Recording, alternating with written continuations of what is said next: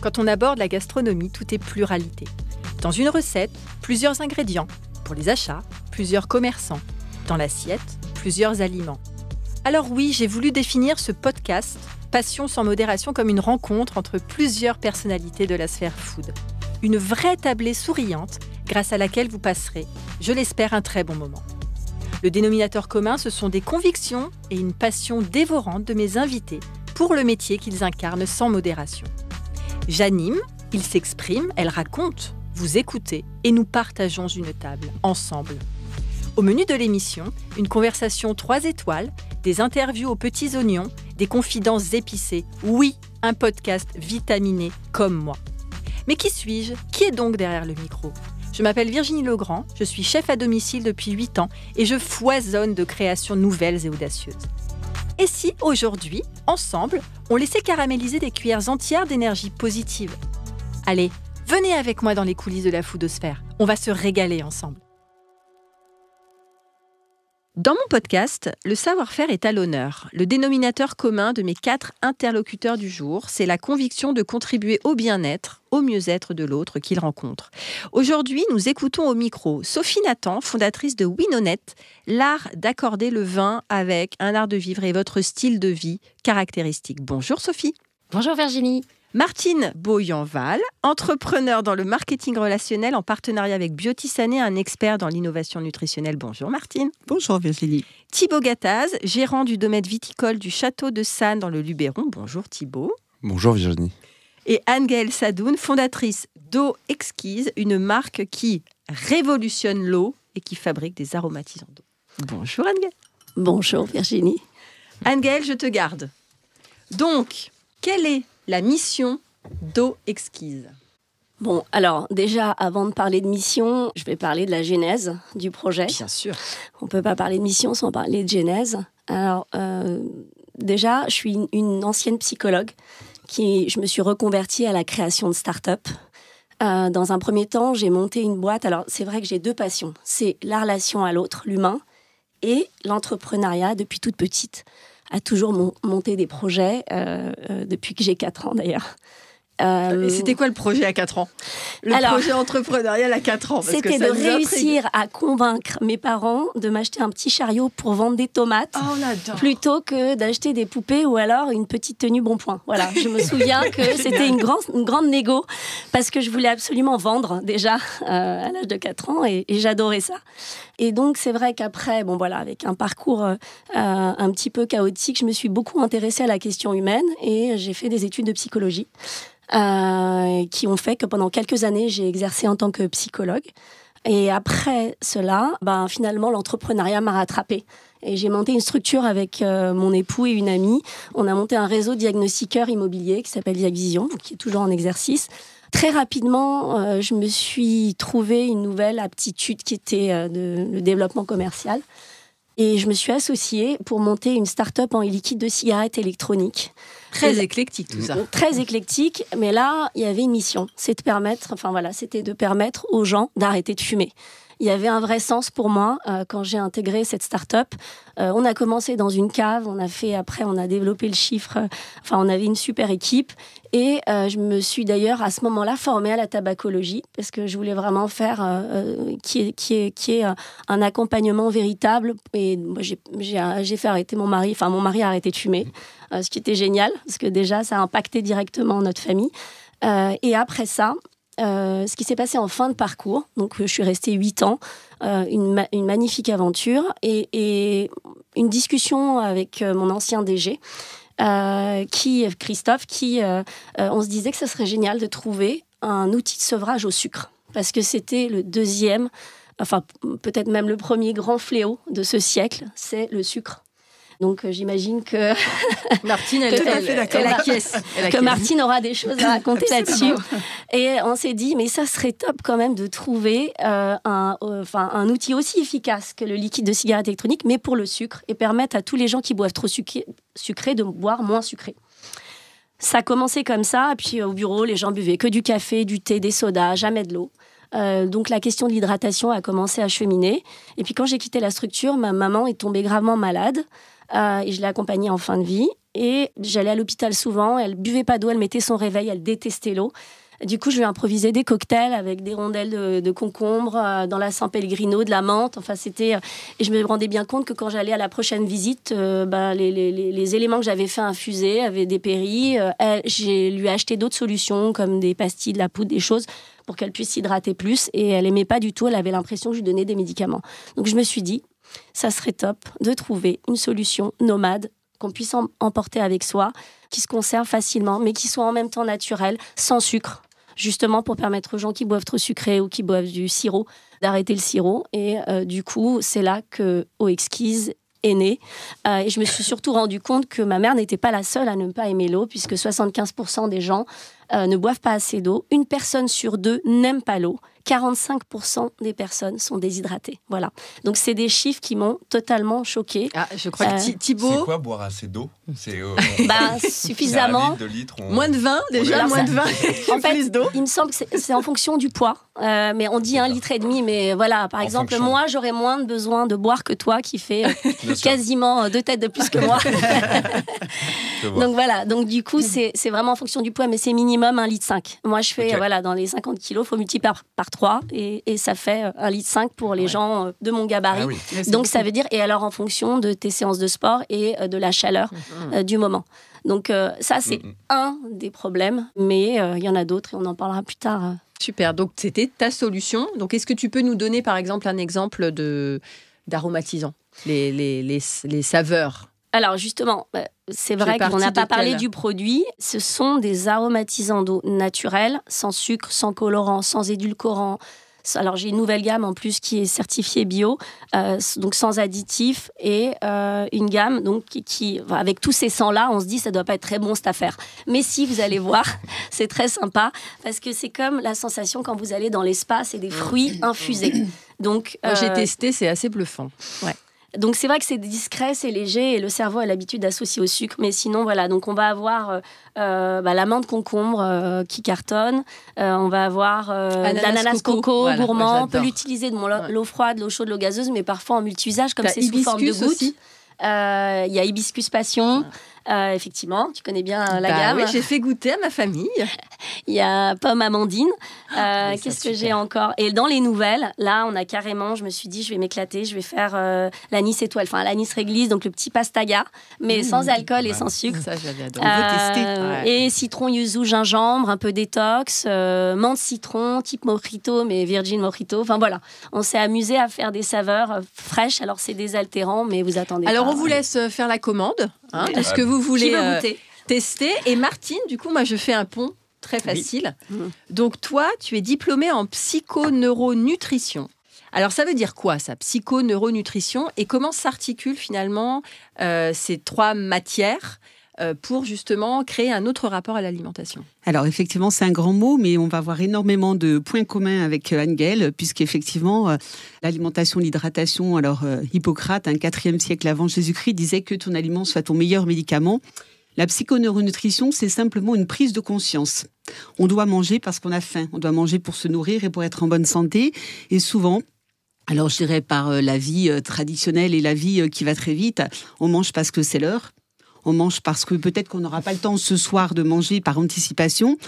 On mange parce qu'on est triste, parce qu'on est seul, parce qu'on s'ennuie. Ou des fois, on mange parce qu'on se félicite d'avoir bien travaillé. Mais on mange rarement pour se nourrir. Et en fait, la psychoneuronutrition, c'est ça. C'est prendre conscience. Et en fait, on doit normalement manger parce qu'on a besoin de manger. Et on doit manger en quantité suffisante pour se nourrir, mais surtout pas pour se remplir. Et aujourd'hui, alors c'est pas moi qui le dis, c'est le professeur Willett, professeur de nutrition à Harvard, on est dénutri, mais on est surnourri. Oh. Et ça veut tout dire. Parce que quand on regarde ce qu'on a dans nos assiettes, la malbouffe, puisque le mot malbouffe est dans le dictionnaire aujourd'hui, on a tendance à manger énormément de sucre. Le plus grand fléau du 21e siècle, effectivement. Un enfant de 8 ans aujourd'hui a mangé plus de sucre dans ses 8 années de vie que son grand-père de 80 ans. Et je ne vous parle pas du sucre en morceaux. Les carottes râpées toutes faites que tu ne dois jamais acheter, Virginie. Non. On est bien d'accord. C'est bourré de sucre. Ouais. Pas que, il y a tous les additifs et conservateurs. Tous les plats transformés, surtransformés. Voilà. Donc en fait, la psychoneuronutrition, c'est quelqu'un qui vient me voir, alors c'est pas que un objectif perte de poids. Moi, j'ai beaucoup travaillé avec l'obésité morbide, hein, parce qu'à un moment donné, c'est pas qu'une question d'esthétique, c'est aussi une question de santé. Et moi, je suis une ancienne kiné, puisque j'étais kiné pendant 37 ans. Donc, la santé, ça commence d'abord dans les assiettes. Mais quand on travaille avec quelqu'un qui, effectivement, est dans un objectif perte de poids, tout simplement de bonne santé, avant de commencer à changer ses habitudes alimentaires et toutes les croyances alimentaires qu'on a tous, c'est prendre conscience. Et moi, j'aime beaucoup dire une phrase, on ne peut changer que ce dont on a conscience. Donc, c'est avant tout prendre conscience des choses. Et manger pour se faire du bien. Et pour se faire plaisir, bien sûr. Très bien, justement, j'étais juste en train d'écrire ça. Donc, on parle d'alimentation, on parle aussi du coup plaisir. On associe beaucoup l'alimentation au vin. Et donc là, je me tourne du côté des deux professionnels du vin. Thibaut, d'abord, est-ce que tu peux nous décrire le domaine que tu gères ? Oui, alors donc moi je gère le... Tu aurais pu répondre non, je ne non, décrirai pas. Non, alors donc moi j'ai repris la gestion d'un domaine qui se situe dans le Luberon, à ne pas confondre avec le Luberon, parce que les locaux n'aiment pas qu'on dise Luberon. Ah oui, c'est très parisien. Rectification. Donc, voilà, quand vous allez là-bas, il faut dire Luberon. Important. Voilà, un peu donc plus il n'y a pas long, d'accent. mais... Non, il n'y a pas d'accent sur le... Donc nous sommes dans le Luberon, à une demi-heure d'Aix-en-Provence, à côté des petits villages de Lourmarin, Cucuron, Ançuy, enfin voilà, vraiment la Provence authentique. Ça sonne le soleil. Ça fait rêver. Exactement, c'est les cigales, c'est les lavandes, c'est les oliviers. Il faut dire en Suisse d'ailleurs, En à ce qui Suisse. paraît. C'est vrai. Nous, on ne comprenait pas dans le coin. On nous dit, vous prenez la route dans Suisse. Ouais. Mais je ne vais pas en En Suisse. Suisse, ouais, c'est vrai. Excellent. Donc c'est un domaine familial que mes parents ont racheté en 2017 maintenant. Un domaine qui fait 80 hectares au total, dont une quarantaine d'hectares en vigne. Donc le plus gros de notre activité sur le domaine est le vin. Ensuite, on a une quinzaine d'hectares d'oliviers. Donc on produit aussi notre huile d'olive bio. On a une trentaine de ruches, donc on fait aussi notre miel, de lavande et de fleurs. Et on a aussi une grosse activité autour de la villégiature, des séminaires d'entreprise, des mariages évidemment, de l'événementiel. Donc voilà, on a recréé une boutique sur le domaine pour accueillir les clients. Donc on a une activité aussi autour de l'onotourisme, je crois qu'on en reparlera après. Voilà, donc c'est un domaine, c'est un projet assez global autour du bien-être, du partage, de la découverte de la viticulture, l'art de vivre à la provençale. Et à la française tout court aussi. Et à la française aussi, exactement, les traditions françaises. Donc voilà, et donc moi je gère la quinzaine de personnes qu'on a actuellement sur place, divisées, comme je vous le disais, en deux activités, la partie viticole, donc la vente de vin, et la partie villégiature événementielle, mariage, séminaire, etc. Voilà, tout ça depuis Donc beaucoup de boulot. Donc pas mal de boulot, beaucoup d'allers-retours, parce que je suis encore basé à Paris.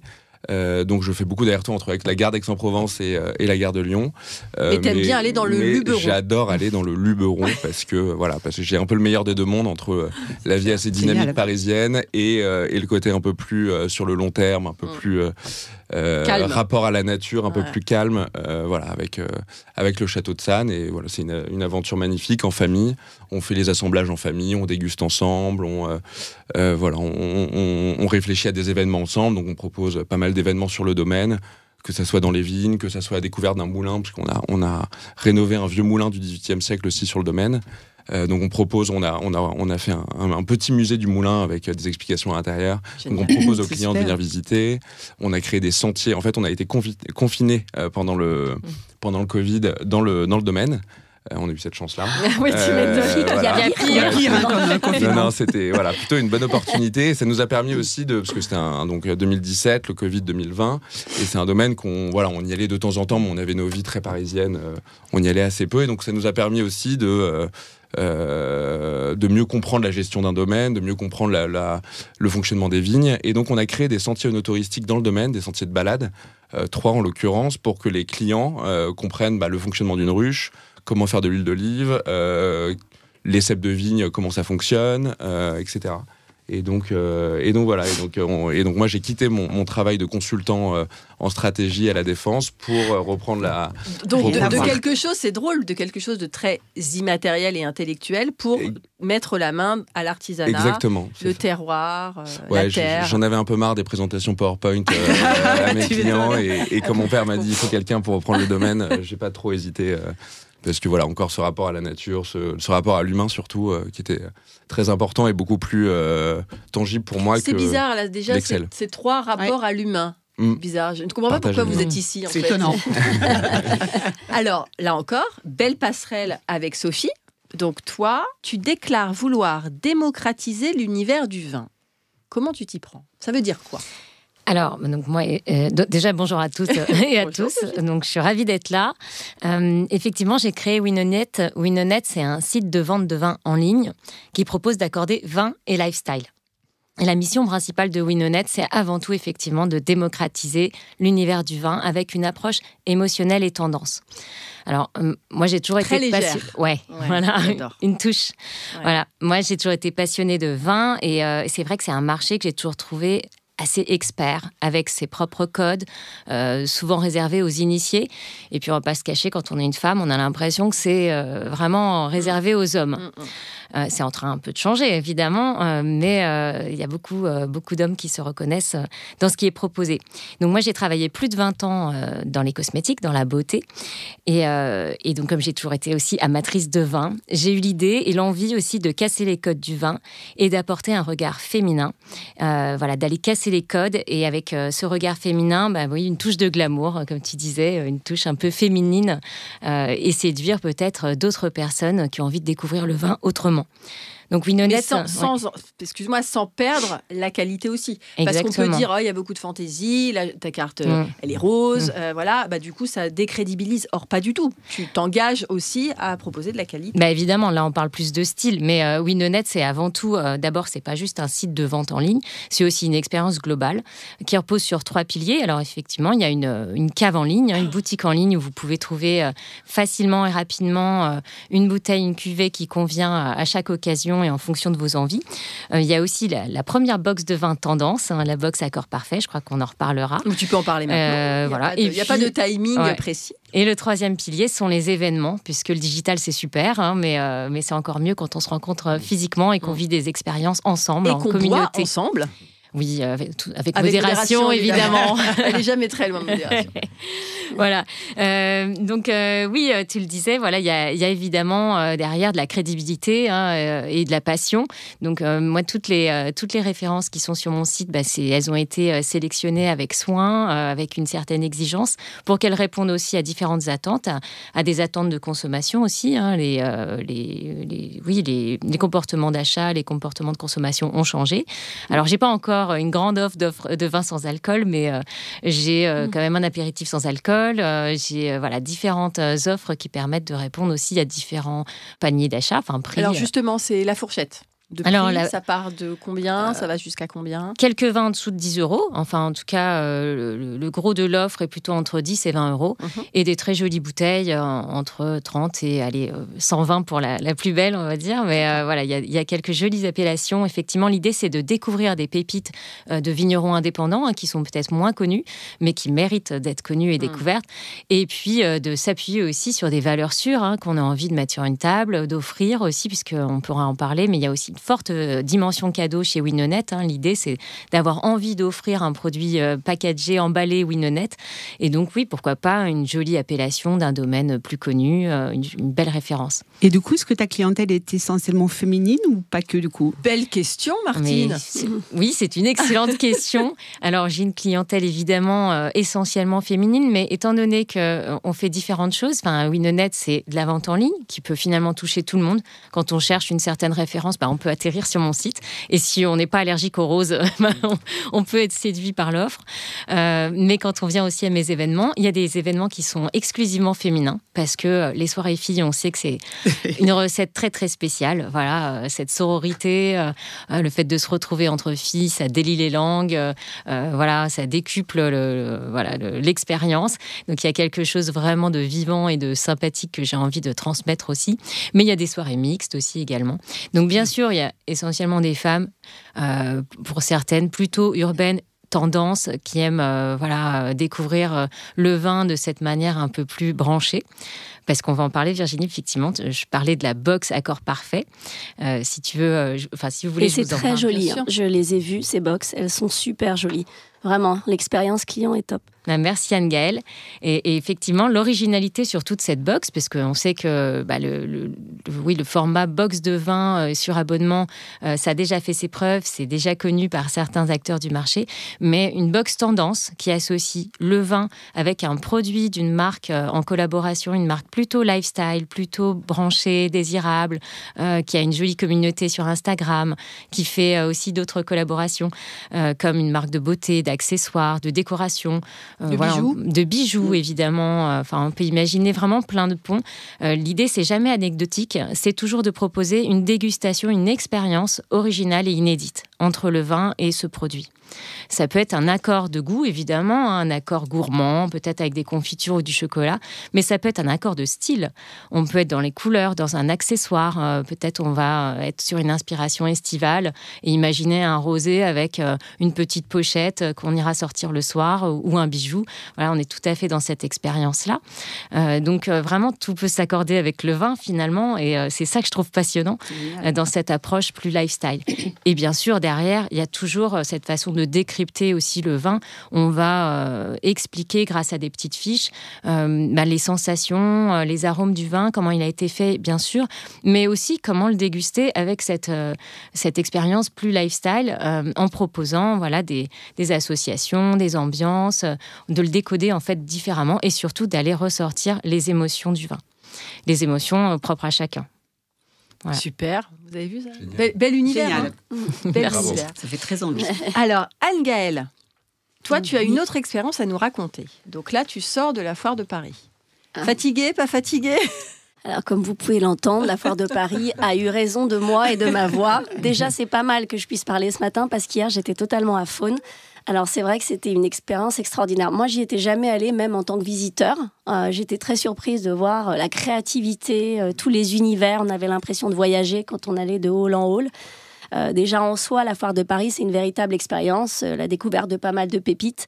Oui, parce qu'il faut aussi préciser que tu as le concours Lépine dans la foire de Paris. Absolument, c'est ce que j'allais dire. Il y avait des choses assez dingues. Il y avait le concours Lépine, en effet. J'avoue que je suis partie pour vendre et je suis partie avec beaucoup d'achats également, parce que le concours Lépine, entre le casse-noix hyper moderne, je sais pas, la croche-bracelet, bref, tout un tas de choses hyper sympas. Mais nous, au Exquise, du coup, du point de vue de cette expérience-là, on avait une équipe, c'était une vraie aventure humaine. Je mets toujours ça au premier plan. Une équipe de personnes engagées, familiales, souriantes. On a eu un très grand succès bien au-delà de nos espérances. C'était fabuleux d'aller à la rencontre de nos clients, finalement, parce que nous, on était sur le net. Alors évidemment, on est aussi dans des points de vente, mais là, c'était l'occasion unique, sur 12 jours d'affilée, de rencontrer tout type de personnes et de faire découvrir notre marque.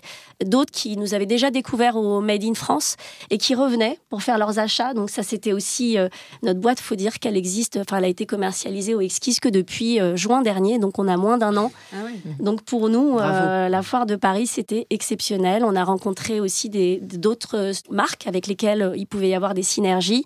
Par exemple, une box notamment que j'ai trouvée très ingénieuse pour filtrer l'eau. Une eau extrêmement qualitative, ou Today par exemple.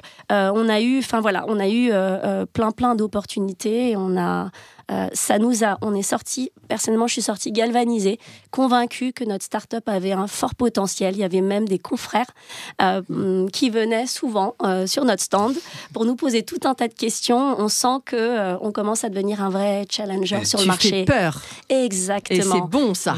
C'est bon. Moi, j'aime pas trop. Moi, je viens de l'humain à la base. J'aime pas faire peur. J'aime bien accompagner les gens dans leur peur. Cette reconnaissance, elle vient aussi de là. Pardon Thibaut, je t'ai coupé. Non, je voulais juste savoir si tu étais la seule marque sur ce créneau-là pendant le salon. Non, justement. Il y a des marques. Alors, sur le créneau, on n'est pas les seuls. Par contre, dans ce type de solution-là, liquide, d'extrait de fruits naturels, on est les seuls sur le marché. Aujourd'hui, en France, alors non, il y a Anthésite. Je ne sais pas si vous connaissez Anthésite. Non. Anthésite, c'est une marque qui existe depuis le 1870. C'est des extraits de réglisse. Et c'est vrai donc avec un seul goût. Non, et alors maintenant ils se sont diversifiés, mais c'est surtout une bouteille en verre qui n'est pas du coup nomade, qu'on peut pas transporter. Mais non, il y avait d'autres solutions et donc ils sont venus nous voir, nous poser plein de questions, s'intéresser à nous. Alors Anne-Gaëlle, c'est l'occasion. Moi, je veux tester l'anis. Parce que je l'avais déjà goûté, mais j'ai envie d'anis. Parce que c'est effectivement trop tôt pour le pastis. Allons-y. Alors, il y a il y a le bouton de compte-gouttes de précision. Ouais. Alors, t'en mets combien Normalement, on met les gouttes avant, parce que les gouttes, c'est plus lourd que l'eau. Oui. D'accord. Mais on va faire avec, là, puisque les verres sont déjà remplis. Normalement, pour 150 millilitres, on met entre 6 et 8 gouttes. C'est censé parfumer délicatement et c'est pas censé être un sirop. Donc voilà, j'en mets, on va dire, 5, 6, 7. Super pratique en plus. Voilà, il y a un compte-gouttes de précision hyper pratique. Dis-moi si tu trouves qu'il y en a assez. Ouais. C'est aussi l'avantage. On peut personnaliser, c'est-à-dire qu'on peut choisir les autres, qu'est-ce que vous souhaitez goûter? T'as parlé coco tout à l'heure? Si, alors coco, j'ai exotique avec de la mangue, coco, ananas, passion. Et j'ai l'ananas coco tout court. Ananas coco. Allez, la pina colada sans alcool. Alors on y va dès le matin. Et là on peut, sans modération. T'as rien au raisin par hasard. Ce serait raccord. C'est extrêmement dur. C'est comme la pastèque, de faire quelque chose qui ne soit pas en arôme synthétique, de faire un bon raisin qui soit... Moi je veux bien le yuzu. C'est mon préféré, mais là c'est vraiment une pina colada en yuzu citron. Yuzu gingembre. Gingembre, très bien. Yuzu gingembre, on le ressent pas mal. Et toi Tibi? Moi je veux bien un petit pastis sans alcool. Un petit pastis sans alcool. Super agréable. 1, 2, 3, et c'est 4, vrai que ça est moins rempli. Ça a déconstruit et reconstruit notre rapport à l'eau. Enfin, c'est incroyable. Et oui. Alors, et toi, donc, c'est pastis. Moi, j'ai des patients qui ont des pathologies parce qu'ils ne boivent pas assez. Donc, l'hydratation et donner l'envie aux gens de boire. Plaisir, Notre corps est fait de plus de 66% d'eau. On a besoin de boire. C'est hyper important. Donc, c'est une super idée. Je crois qu'on va se voir souvent. Alors, justement, Martine, toi, tu collabores avec une marque qui s'appelle donc Beauty Sané, qui se disent réinventer le bien-être par la nutrition. Ça consiste en quoi ? Alors effectivement, moi, ce n'est pas ma société, c'est mon partenaire d'affaires, donc c'est plutôt confortable pour moi, puisqu'en fait, contrairement à toi, effectivement, Engan, j'ai pas inventé le produit, c'est le produit qui est venu à moi. Et en fait, pendant des années, en tant que kiné, et puis après en tant que coach en psychoneuronutrition, mes patients me disaient, imaginez, vous êtes dans mon cabinet et vous êtes mes patients, vous savez que vous avez besoin de bien manger, pour autant, vous ne trouvez pas de solution. Et donc, moi, j'avais souvent des patients qui me disaient, oui, Martine, on a bien compris qu'il fallait faire attention à son alimentation, mais comment faire? Et moi, je cherchais depuis très très longtemps un partenaire, parce que en tant que médical, je n'avais ni la technique ni les moyens. Alors, entrepreneur, oui, comme toi, je l'étais, effectivement, Anne-Gaëlle, mais pas du tout les moyens de créer un produit. Et en fait, il n'y a que des bonnes rencontres, il n'y a pas de hasard.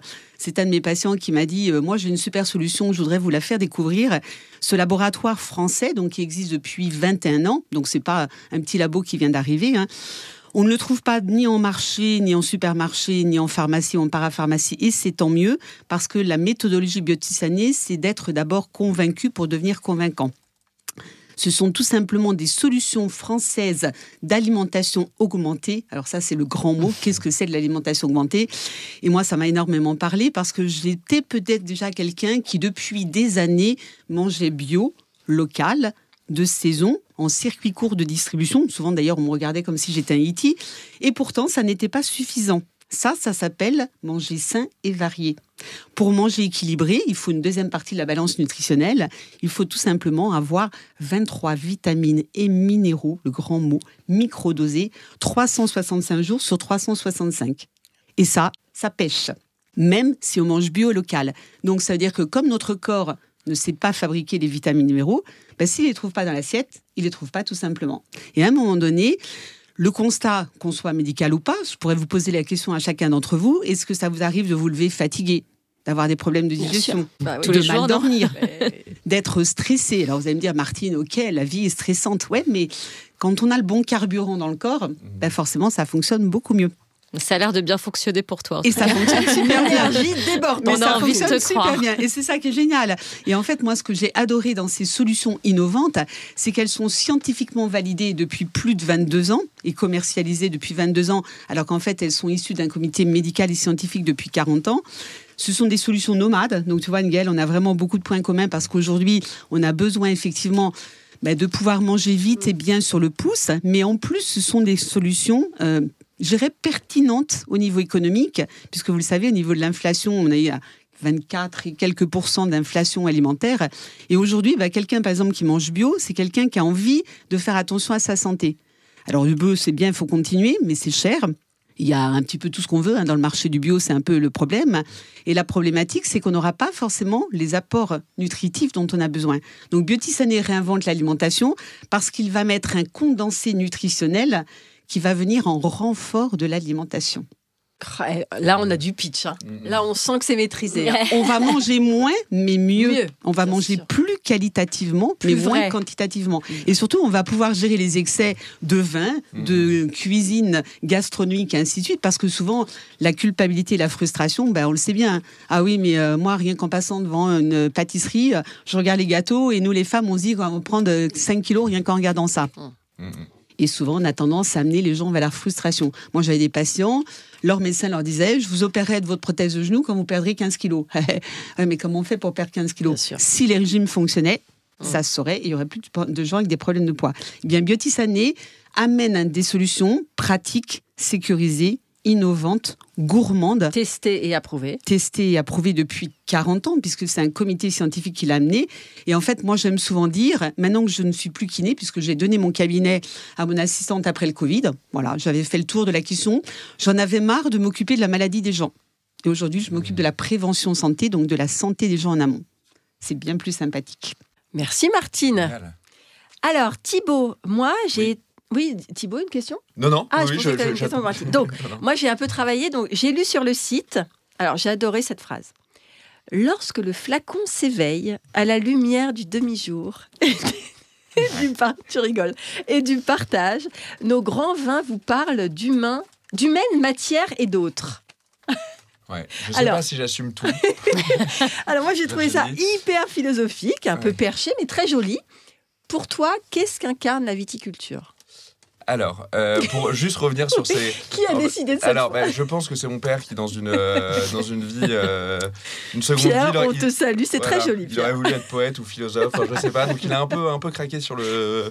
Mais on est en train de le refaire. Voilà, pour être un peu plus terre à terre, parce que c'est vrai que... Bon, là, on était haut, on était très haut. C'est, je pense, trop philosophique, et à mon avis, on perd pas mal de clients avec des phrases comme ça. Alors, justement, la viticulture, le terroir, qu'est-ce que ça représente pour toi ? Alors, la viticulture, pour moi, ça représente...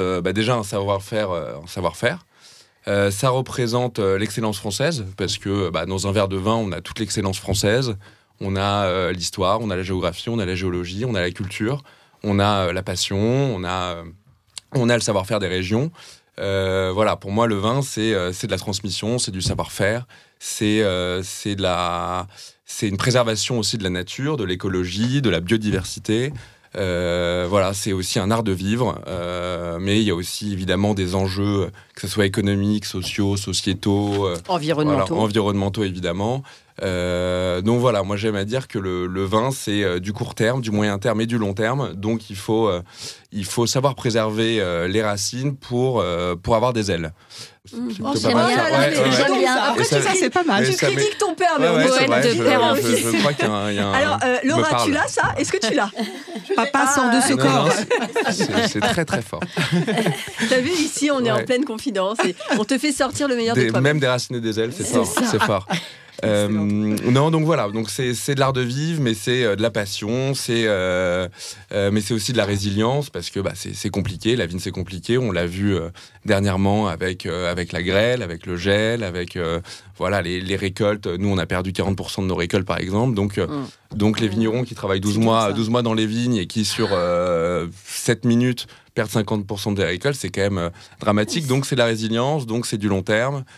C'est du travail, c'est du mais t'as aussi toute la partie économique, communication évidemment, on en parlait, développement, export aussi. Donc voilà, donc c'est vraiment pour moi le vin, ça englobe des valeurs, ça englobe des principes et c'est du long terme et c'est passionnant. Message. Voilà. Est-ce que c'est pas dur de travailler en famille ?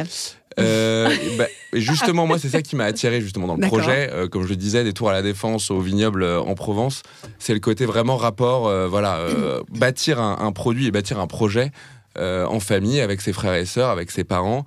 Parce que on a des valeurs communes, on a envie de passer des messages, on a envie d'offrir un bout d'histoire et un bout de Provence à nos clients, et donc le travail en famille, je trouve que c'est facile, pour le coup, on a les mêmes goûts, donc en plus c'est facile en termes de vin, d'assemblage. On travaille les étiquettes ensemble, on travaille les pubs ensemble qu'on fait dans la presse. Donc, on travaille les citations ensemble qu'on met sur le site. Alors ça, ouais, justement, il y a eu un petit... il n'y a pas eu débrief. Non, on n'est pas passé... Mais donc non, je dirais que c'est plutôt une valeur ajoutée, moi, pour et notamment pour un vignoble. Je pense que avoir un vignoble familial et un donc peu cette idée d'héritage aussi. Ouais, c'est ça. Et c'est du long terme, c'est... Voilà, idéalement, les générations futures verront le château de Sannes développé, etc. Donc justement, je pense que c'est un point fort, la famille. Merci, ça c'est très joli message. Sophie, du coup, toi, winonnette, comment ça t'est venu ce mot winonnette?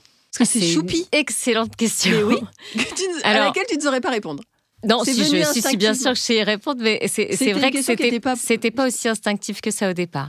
Ce qui est sûr, c'est que je voulais un nom impactant qui puisse vraiment expliquer un peu, qu'on comprenne immédiatement où on était, dans quel univers.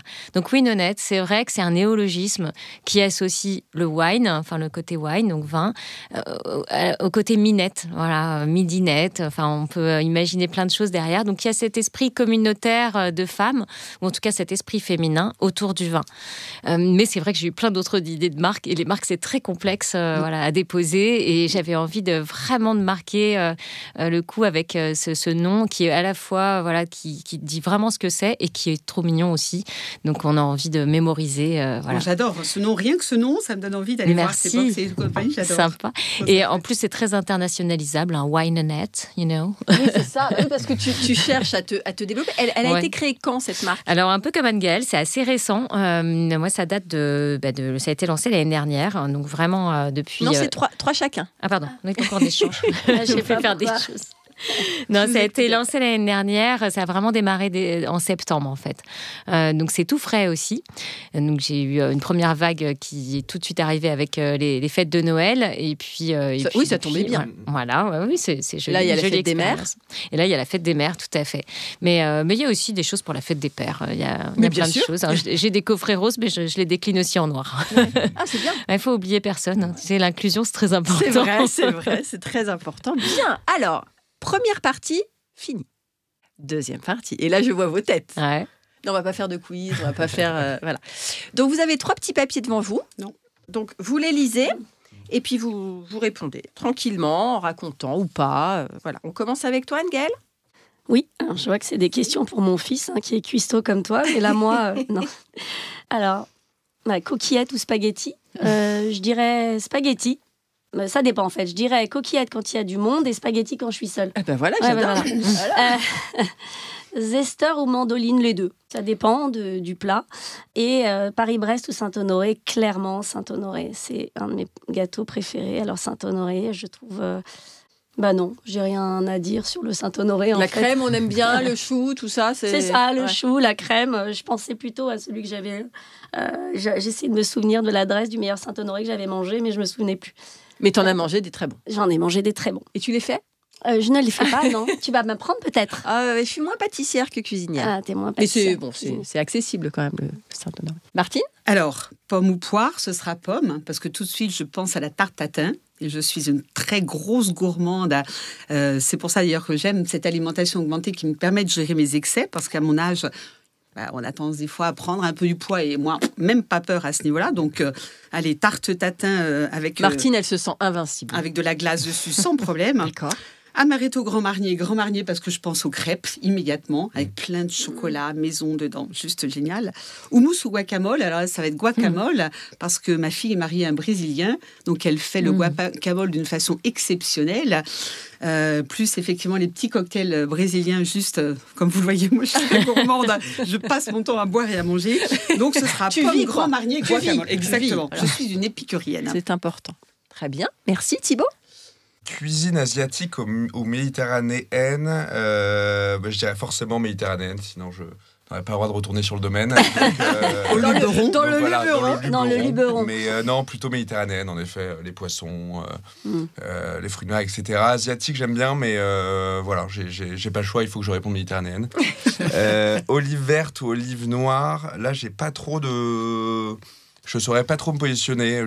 J'aurais tendance à dire noir, mais voilà. Mais tu as le droit aussi de dire les deux ou aucune. J'ai pas envie de trancher. Ok. Ouais. mais noir peut-être. Mangue ou ananas. Compliqué. Ananas, je dirais. Ananas, mais voilà, pour, je sais pas, le côté vacances, le côté tropique, le côté soleil. Super, voilà. Très bien. Sophie ? Alors, vin blanc ou vin rouge, donc c'est très ciblé déjà comme question. J'ai pas fait exprès. Alors oui, effectivement, personne ne l'a dit, mais moi je dis les deux, mais évidemment. Oui, mais tu as le droit. Parce qu'on n'en a pas trop parlé tout à l'heure par rapport à mon site internet, mais l'idée c'est ça, c'est d'arriver à trouver le bon moment aussi. Enfin, il y a des occasions pour tout, et là chez moi, il y a des occasions pour chaque vin en fait. Donc là, forcément, le vin blanc, il a sa place à certains moments, et le vin rouge à d'autres moments. Une occasion ciblée, parfaite pour le vin blanc, et une occasion parfaite pour le vin rouge, selon toi. Ça dépendra toujours du type de vin, mais voilà, moi j'aime bien le blanc dès l'apéritif, un blanc bien frais ou légèrement beurré, voilà, mais pas trop complexe non plus parce qu'il accompagne pas forcément un repas, mais voilà, un joli Bourgogne, oui, ça m'irait très très bien. Et le vin rouge, je l'aime bien moi quand il est un peu plus structuré pour un repas autour d'une viande, d'une grillade, voilà, des moments entre amis aussi évidemment. Donc les deux. Excuse-moi Sophie, moi j'aime bien boire le vin, mais je n'y connais absolument rien. Je suis incapable de reconnaître un vin d'un autre. Par contre, j'aime bien le boire. Un vin beurré, qu'est-ce que c'est un vin beurré ? Alors c'est un vin qui est un peu gras, qui est un peu gras, voilà, qui a un peu de rondeur, oui, puis qui peut avoir jusqu'à un goût brioché même, hein. Enfin vraiment. Merci. Beaucoup de pédagogie ici aussi dans ce podcast. Ouais, alors après, chez Winonnette, l'idée, c'est plutôt d'aller rechercher vos émotions. Hein. C'est pas forcément de devenir expert. Moi, je fais pas de pédagogie. Je viens pas de cet univers au départ. Et si j'ai quelque chose à apporter, c'est plutôt cette vision-là. C'est que chacun, en fait, arrive à décrypter ses propres sensations et émotions.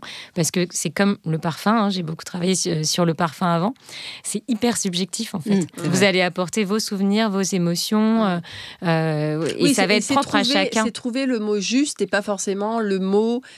expert qui correspond à ce milieu-là qui est très codifié aussi. Après, c'est sympa quand c'est un petit peu décrypté par quelqu'un déjà qui vous guide, mais on se retrouve ou pas, ou ça fait écho à vos propres expériences, et c'est ça qui est génial. Alors, terrine ou rillette, pour redevenir terre à terre. Je suis pas très charcuterie, mais je suis très salée, donc allez, on va choisir terrine plutôt, si c'est bien fait et que c'est maison, évidemment. Citron vert ou citron jaune, les deux, mais je crois que j'ai quand même une petite préférence pour le vert qui va vraiment partout. Voilà, avec ces petits zestes qui mettent tout de suite du peps, que ce soit dans un dessert, dans un cocktail, dans plein de choses. Ouais. Ok, super. Très bien. Alors justement, tu parlais de quelque chose qui fait écho à votre expérience et à l'émotion. Je ne sais pas si vous le savez, moi je suis une ancienne prof de lettres. Donc je vous lis un passage et je vous pose la question ensuite.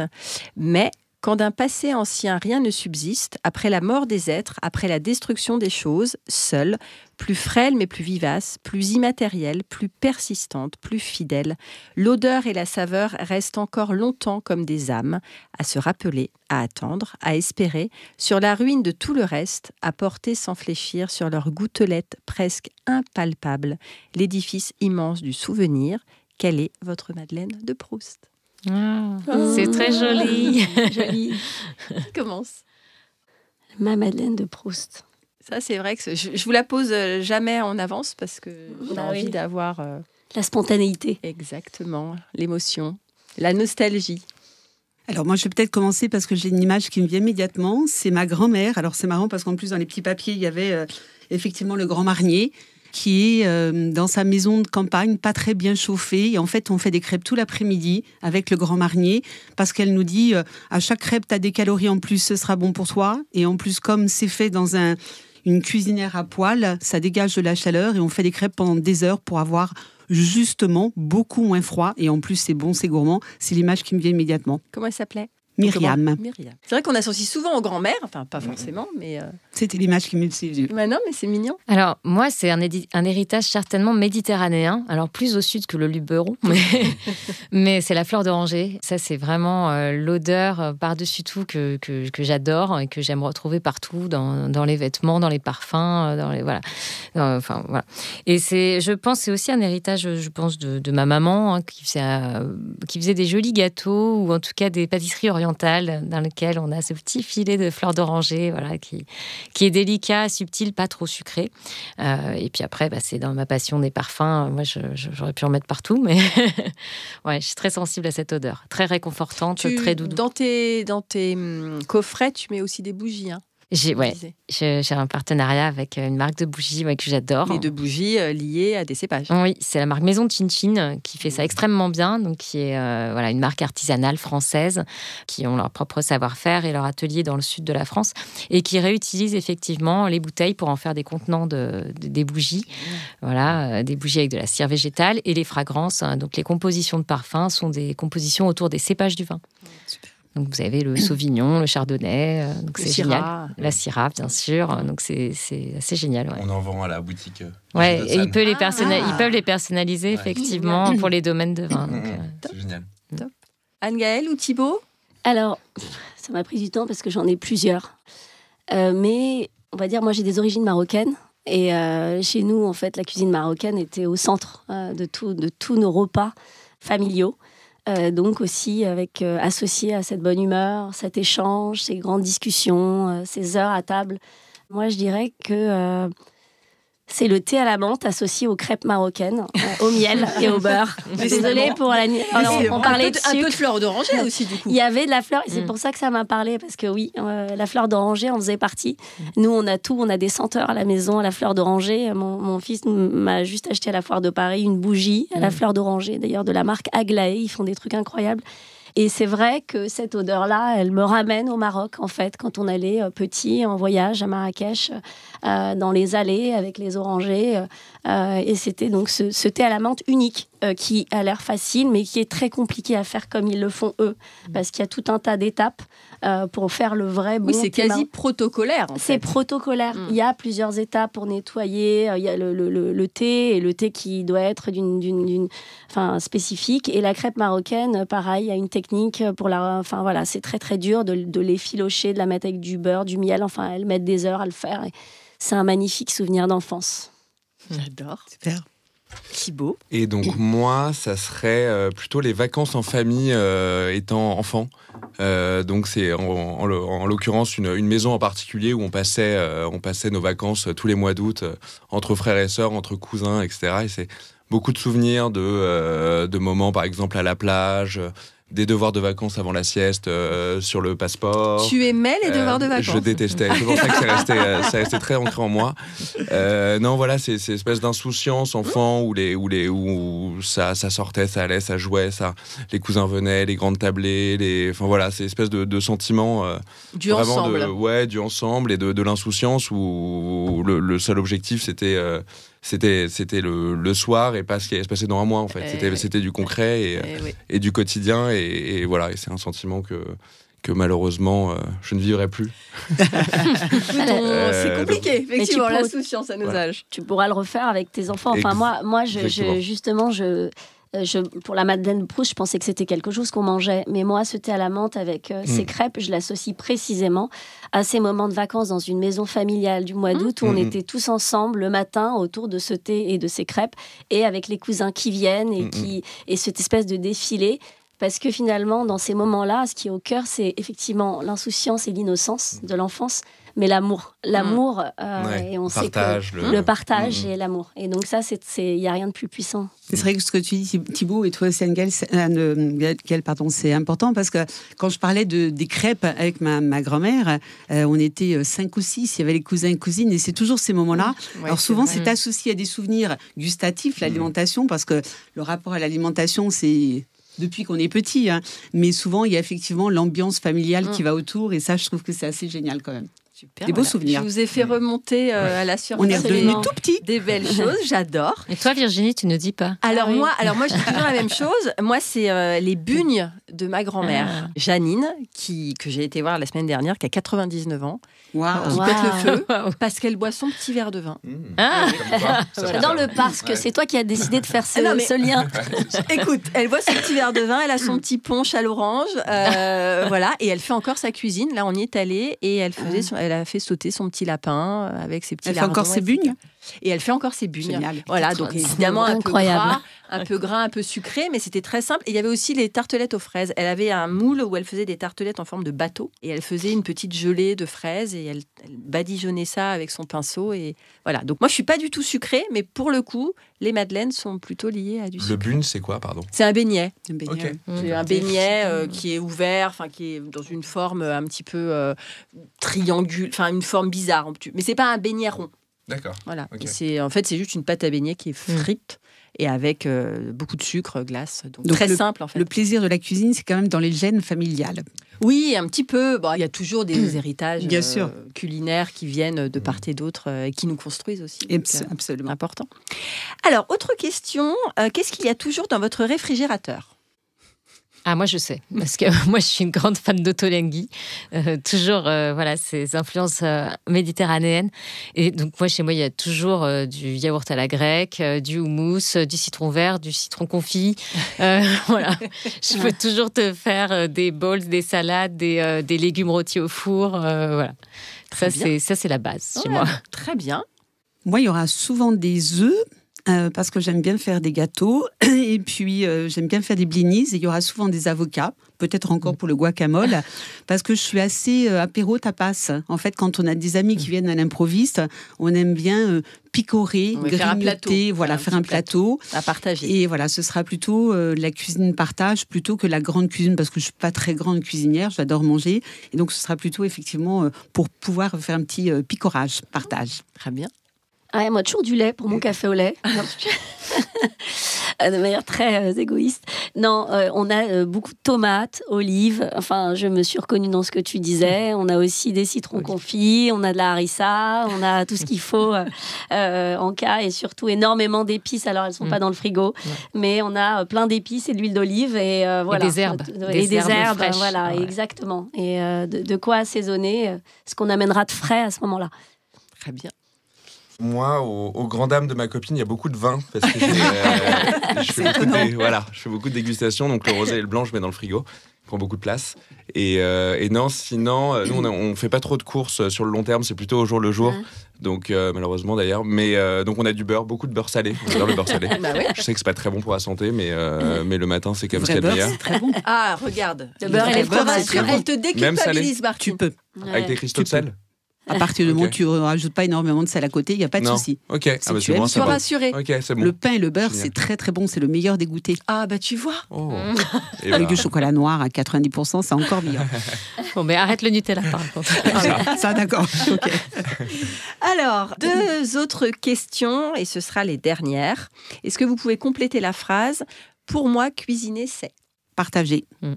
Amour. Ah, j'étais sur le partage, évidemment, mais c'est convivial. Surtout. Et moi, c'est compliqué. Je suis pas un fin gourmet, donc je suis désolé. Alors, excuse-moi, nous sommes au 39e épisode. Laura, elle a écouté tous les épisodes. Je crois que c'est la première fois qu'on répond C'est ça. vrai Si beau, j'adore. Désolé. Excellent. Non, je ne sais pas cuisiner. Je fais des nuggets et des pâtes coquillettes, donc c'est pour vous dire mon niveau de cuisine. Quoi. Voilà. Mais t'aimes manger, ce qu'on te cuisine. J'adore, mais Donc- je ne sais pas cuisiner, j'ai jamais eu. On m'a pas vraiment appris, donc non, je sais pas et ça me prend la fin. Et ça n'est pas grave. Non, je sais, et Mais c'est pas trop tard surtout pour Mais apprendre, oui, c'est pas j'espère. trop tard. J'adore. Et donc, la dernière question, quelle est votre définition de la passion? Faire quelque chose qu'on aime naturellement et facilement pour que ça devienne effectivement spontané. Et à partir du moment où on se prend la tête, c'est que c'est pas vraiment une passion. Donc ça veut dire que si on fait par exemple une activité, un métier ou un loisir, un passe-temps avec passion, je pense qu'on ne doit pas se prendre la tête en se disant c'est dur, c'est compliqué, c'est difficile. Et voilà, moi par exemple, pour ma part personnelle, quand j'étais kiné, j'étais passionnée, mais c'était compliqué parce qu'on ne me donnait pas les moyens d'être kiné comme je voulais, de faire du qualitatif, d'avoir un patient par meilleur et ainsi de suite. Aujourd'hui, effectivement, dans mon marketing relationnel où je fais de la prévention santé, ça devient une passion puisqu'en fait, je n'attends plus que les gens soient malades par la malbouffe. Je leur amène des vraies solutions en anticipation avant qu'ils soient malades. Et ça me passionne parce que c'est facile. Pour moi, c'est la transmission et le partage. Parce qu'être passionné tout seul, c'est intéressant, mais selon moi, on va pas forcément très loin. Par contre, transmettre ce qu'on ressent, ce qu'on aime faire et le partager avec d'autres personnes, c'est là où... Voilà, c'est comme voyager tout seul. Pour moi, ça n'a pas forcément d'intérêt. Par contre, partager avec quelqu'un, on peut en discuter, on peut parler, etc. Et donc c'est plus profond selon moi. Super. Alors pour moi, la passion, c'est forcément viscéral. Enfin, c'est un plaisir en fait dont on ne peut pas se passer, mais qu'on garde que le positif. Voilà. Pourtant, c'est un mot qui peut être très, très négatif. En latin, ça veut dire souffrance. Exactement. Oui. Mais voilà, j'ai envie de garder que le positif. Il ne faut pas que ça soit destructeur. Mais voilà, il faut garder le plaisir surtout. Et puis, si on peut le continuer le plus possible, c'est merveilleux. Vivre de sa passion, génial. Alors moi, ce qui m'est venu justement, et c'est pour ça que j'ai pris du temps à répondre, c'était le négatif. C'est-à-dire que pour moi, la passion, c'est puissant et ça disparaît. Et je pensais à la passion amoureuse, notamment. Et justement, je dis toujours, il ne faut pas se fier à ce qui brille, parce que le véritable amour est ténu. Il se montre pas de manière... Je dirais que la passion est parfois mauvaise conseillère. Donc moi, j'avais tout cette... Enfin, c'est peut-être mon passé de psy qui parle. mais après, si je lâche tout ça, je dirais être passionné, c'est faire quelque chose sans se rendre compte qu'on le fait. Et je me rends compte qu'il y a plein de choses que je fais comme ça, sans m'en rendre compte. Donc... a priori, je suis passionnée de tout un tas de choses, donc c'est chouette. Alors, c'est en général le point commun de mes invités. Voilà. De manière générale, c'est ce sur quoi je vous interroge et ce que j'essaye de vous faire sortir. Je vais conclure, malheureusement. Déjà ? Et oui, déjà. Ce matin, 4 personnalités qui incarnent un projet autour du plaisir et du savoir-faire. 4 entrepreneurs ambitieux qui aiment proposer des expériences autour du goût et de l'art de vivre. 4 entrepreneurs qui sont partis à la rencontre des néophytes et des initiés autour de valeurs communes.